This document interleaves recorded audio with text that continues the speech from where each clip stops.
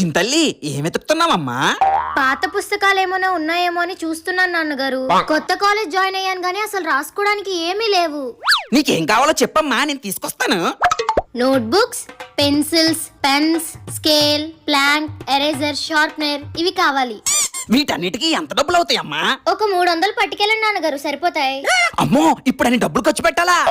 College ఫీజులుగా మీరు పెట్టుకోలేదు, పెద్దనాన్నగారే అన్ని చూసుకుంటున్నారు. కనీసం ఇలాంటి చిన్న చిన్న ఖర్చులు కూడా పెట్టుకోకపోతే ఎందుకు నాన్నగారు? సరేనమ్మా, నేను ఏదో ఒకటి చేస్తానులే. A few moments later. చింతల్లి, నీకు కావాల్సింది తెచ్చాను. నాన్నగారు, స్లేట్ పెన్సిల్ తెచ్చారేంటి? నువ్వు అడిగినవన్నీ కొంటే డబ్బులు ఎక్కువైపోతాయి. అవి కొన్ని రోజులకి అయిపోతే మళ్ళీ కొనుక్కోవాలి. అదే పలక పలక పుల్ల అనుకో, రాసుకోవచ్చు, చెరుపుకోవచ్చు, ఎన్ని రోజులైనా వాడుకోవచ్చమ్మా.